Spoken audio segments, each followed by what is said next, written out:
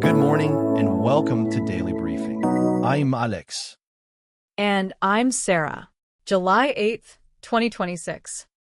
We are tracking a major geopolitical shift as the ceasefire with Iran is declared over, alongside a landmark federal court ruling striking down Florida's Stop Woke Act in higher education. And if you're stepping outside in Parker, Colorado today, it is currently a clear 62 degrees, heading up to a high of 90. A lot of fast-moving pieces to unpack today, so let's get into it. All right, turning to U.S. news, we have a major legal development out of Florida. A federal court has struck down the state's Stop Woke Act as it applies to public universities and colleges. This is a massive blow to the state's efforts to restrict how race and gender are discussed in classrooms. The law, which was championed by Governor Ron DeSantis, aimed to limit certain concepts from being taught, particularly those related to systemic racism and privilege. Exactly, and the court did not hold back. The ruling emphasized that the law violates the First Amendment rights of both professors and students. The judge essentially said that a university classroom is a marketplace of ideas, not an instrument of state indoctrination. Which is a point constitutional scholars have been raising since this bill was first introduced. If the state can dictate what ideas are too controversial to discuss in a university seminar, then academic freedom ceases to exist. Right, and the state argued that because public universities are state-funded, the legislature has the authority to determine the curriculum. But the court rejected that, drawing a sharp line between setting general course requirements and outright banning specific viewpoints. This is going to have huge ripple effects. Several other states have passed or considered similar legislation targeting higher education. This ruling provides a strong legal precedent for challengers in those states to push back. It definitely sets up a potential Supreme Court battle. Florida is almost certain to appeal this decision, so we are far from the final chapter on this issue. But for now, professors in Florida have a green light to teach these subjects without fear of state-level penalties. It is a major sigh of relief for academic institutions across the state who have been walking on eggshells for years. Let's see how the state administration responds to this setback. Moving on to global news, the geopolitical landscape just grew significantly more tense. Former President Donald Trump has declared that the ceasefire with Iran is officially over, calling any further negotiations a waste of time. This is a dramatic escalation, Alex. The declaration came directly after a series of military strikes, and it marks a complete abandonment of the diplomatic track that many international partners were hoping would hold. Yes, the rhetoric has shifted rapidly. Trump made it clear that he believes the Iranian regime cannot be negotiated with in good faith, and this move essentially puts the U.S. back on a maximum pressure footing. What are the immediate diplomatic consequences here? Our allies in Europe and the Middle East must be scrambling to figure out what this means for regional stability. They certainly are. European leaders have already expressed deep concern, urging both sides to show restraint. But with the ceasefire declared dead, the risk of miscalculation or a broader regional conflict has spiked dramatically. It changes the calculus for everyone. We are looking at a situation where deterrence is the primary strategy now, which historically carries a very high risk of active escalation. And the domestic political front is also seeing high-stakes action. The Trump administration has threatened Oregon election officials with criminal prosecution over allegations of non-citizens voting. This is an incredibly aggressive move by the federal government. They are targeting state-level election leaders directly, which is highly unusual and intensifies the national debate over immigration and voting integrity. It does. The administration is claiming that Oregon has not been rigorous enough in verifying the citizenship status of individuals on their voter rolls. Oregon officials, on the other hand, maintain that their systems are secure and that this is a politically motivated attack. Right, because election administration is constitutionally delegated to the states. By threatening criminal prosecution against state officials, the federal government is testing the boundaries of federalism in a very direct way. It is creating a lot of anxiety among election workers nationwide. If state officials can face federal charges over how they manage their voter rolls, it could lead to widespread resignations and make it even harder to recruit people to run these critical systems. The legal battles over this are going to be fierce. We can expect Oregon to fight this in court immediately, arguing federal overreach. Absolutely. Meanwhile, in international justice, charges have been filed against an Indian crime boss in connection with an assassination that has severely strained ties between Canada and India. This is the case involving the killing of a prominent Sikh activist on Canadian soil, correct? That incident caused a massive diplomatic rift last year. Yes, and these new charges target a major figure in the Indian criminal underworld, alleging he helped coordinate the hit. Canadian authorities are presenting this as evidence of a highly organized, transnational criminal conspiracy with links back to India. India has previously denied any involvement in the assassination, so how are they reacting to these specific charges against a crime boss? New Delhi has been quiet so far on the specific legal filings, but the tension remains high. Canada is using this to show they're pursuing the case methodically, while India continues to accuse Canada of harboring extremists. It is a very delicate situation that is far from resolved. It really highlights how domestic criminal investigations can have massive foreign policy consequences. It does indeed, and the fallout from the Iran news is already hitting the financial sector. Cryptocurrencies and global stock markets tumbled sharply after the announcement that the ceasefire was over. It was a classic risk-off reaction. The moment investors heard that military strikes had occurred and the ceasefire was dead, there was a rush out of riskier assets like equities and crypto and into safe havens. Bitcoin and other major digital assets saw immediate double-digit percentage drops, and major stock indices opened deep in the red. It shows just how sensitive the markets are to geopolitical instability right now. When uncertainty spikes, capital flees. Investors are worried about oil supply disruptions, broader economic instability, and what a potential conflict could do to global trade. We'll keep a close eye on how the markets settle, but for now, volatility is the name of the game. Coming up, we will look at a major startup milestone in India and a tragic structural collapse near Pune. Let's turn to India and Tamil Nadu. First up, Indian aerospace startup Skyroot Aerospace is preparing for its very first orbital launch attempt, which could happen as early as July 12th. This is a massive milestone for India's private space sector. If they succeed, it positions them to rapidly scale up their commercial launch operations and compete globally. It really shows how fast the private space industry is growing there. But on a much sadder note, near Pune, at least 15 people are feared trapped after a massive garbage mound collapsed, bringing down an adjacent building with it. That is horrific. Emergency teams are on the scene conducting rescue operations right now.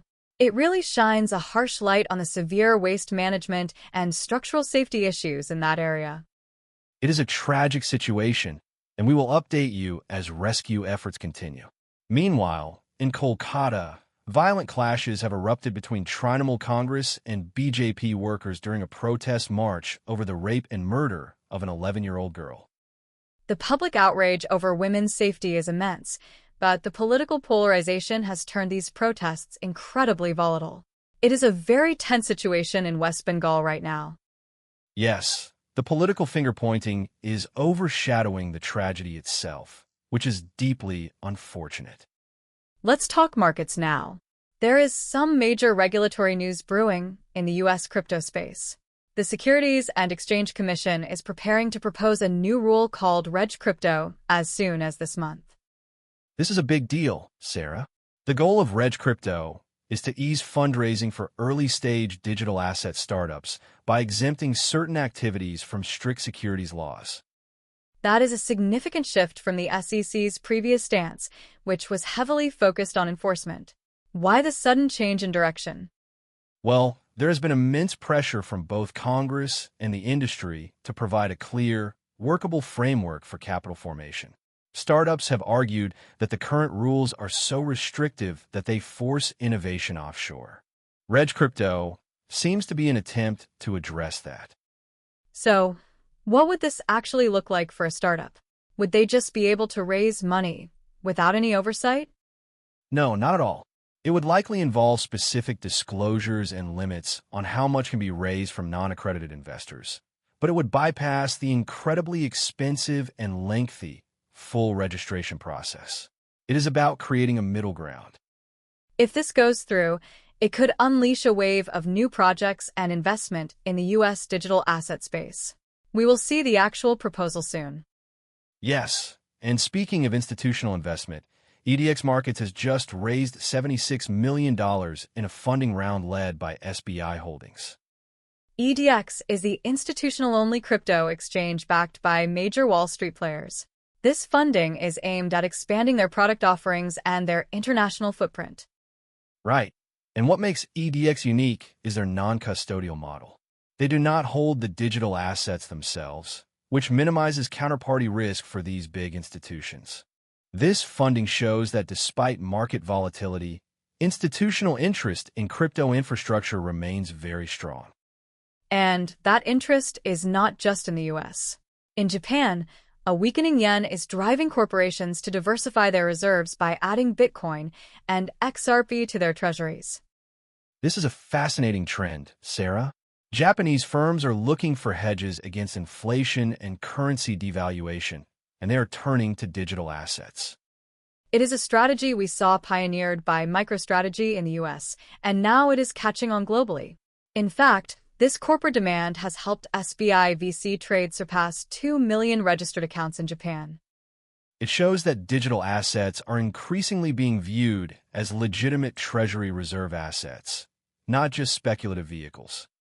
Meanwhile, Coinbase is expanding its reach in Europe. They have secured regulatory authorization in the United Kingdom to offer traditional investment services alongside their crypto products. This is a major regulatory win.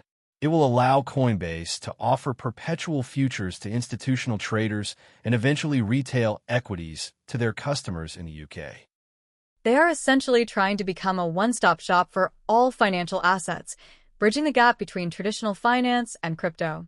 It is a very smart strategic move as the lines between these two worlds continue to blur. Absolutely. And even the most skeptical giants are coming around. Vanguard is actively recruiting a head of digital assets to lead its strategy on tokenization, stablecoins, and blockchain infrastructure. Wow, okay. This is a massive pivot. Vanguard has historically been one of the most vocal critics of cryptocurrency, refusing to even offer Bitcoin ETFs on their platform. Exactly. But it seems they are recognizing that while they might still be skeptical of cryptocurrency as an investment, the underlying technology, like tokenization of traditional assets, is something they cannot afford to ignore. It is a classic if you can't beat them, join them scenario. They need to have a strategy for the future of financial infrastructure, and that infrastructure is increasingly looking like it will run on blockchain. Very true. Now, let's look at a major consumer finance update. A California bankruptcy court judge has ruled that Chrome Holding must pay $46.75 million to victims of the 2023 data breach at genetic testing firm 23andMe. That breach was incredibly invasive, exposing the sensitive genetic data of millions of users. This payout will provide some financial compensation to those affected. Yes, it is a significant settlement, though for many, the concern over their genetic data being out there in the wild is something money cannot easily fix. But it does send a strong message to companies about the financial liabilities of failing to protect user data. Coming up next, we will dive into a massive 15-year-old security flaw in Linux and some incredible discoveries from deep space. On the tech side, we have some serious cybersecurity news. A China-linked threat group, known as U8T7810, is expanding its proxy network using a new malware called Longleash. This group is targeting internet-facing devices to build out their network, which they use to obscure their cyber espionage operations. It is a highly sophisticated effort to hide their tracks. Yes, and speaking of security vulnerabilities, researchers have disclosed a 15-year-old Linux kernel flaw named GhostLock, tracked as CV 2026-43499. 15 years? That means it has been lurking in almost all major Linux distributions since 2011. It has. And the scary part is that it allows any logged-in user to gain full root access with no special permissions required. It is a massive privilege escalation vulnerability. That is a nightmare for system administrators. Since Linux powers the vast majority of the world's servers and cloud infrastructure, this is going to require a massive patching effort globally. It really highlights how long-lived vulnerabilities can remain hidden in open-source code. Fortunately, patches are being rolled out now, so anyone running Linux needs to update immediately. Definitely. And we also have a fascinating story about AI security. Researchers have successfully tricked GitHub's AI agent into leaking private repositories, a vulnerability they are calling GitLost. This is a classic prompt injection attack, where they manipulated the AI agent into bypassing its security controls. It highlights the very real risks of integrating autonomous AI agents into development environments without robust guardrails.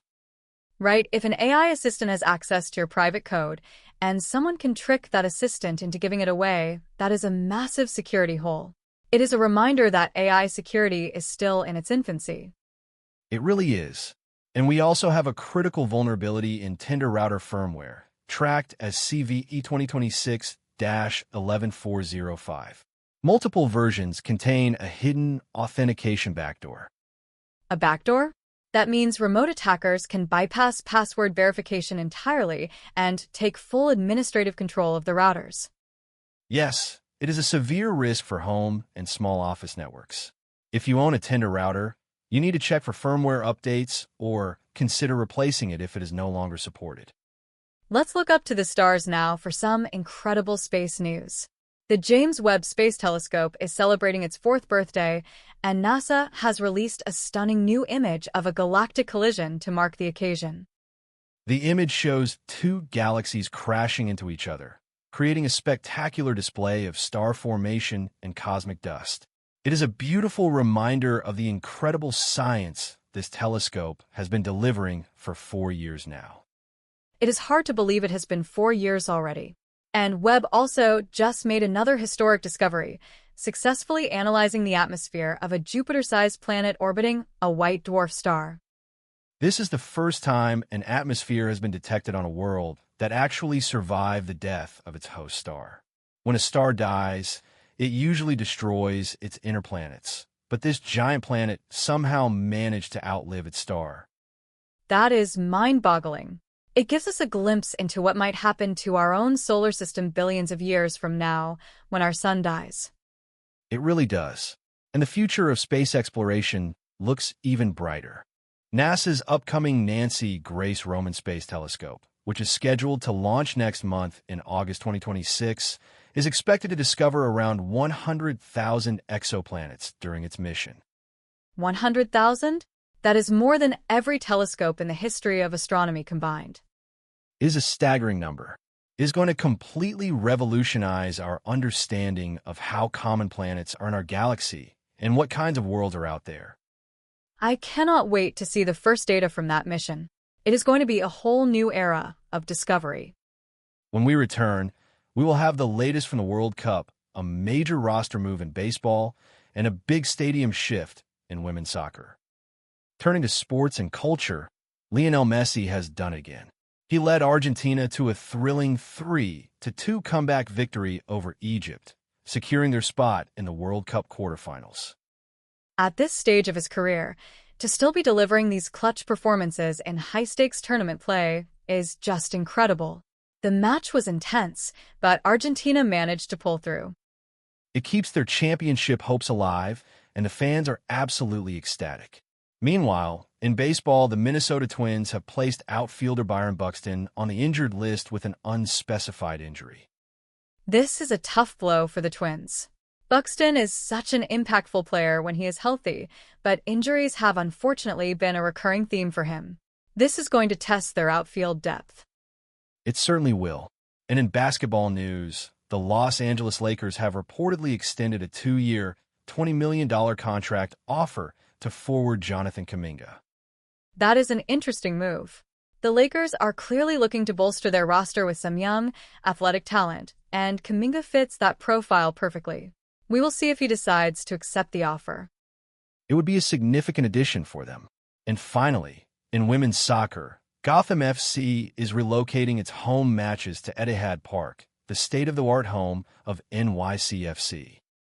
This is a massive upgrade for the reigning NWSL champions. Moving to a world-class venue like Etihad Park is a great sign for the growth of women's soccer and the infrastructure in the New York area. It really is. It is going to provide an incredible experience for the players and the fans alike. As we wrap up today, it is clear that from the courtroom to the cosmos, the decisions we make today are shaping a highly complex and rapidly evolving future. Well said. Thanks for listening, everyone. We will see you tomorrow. Take care, everyone.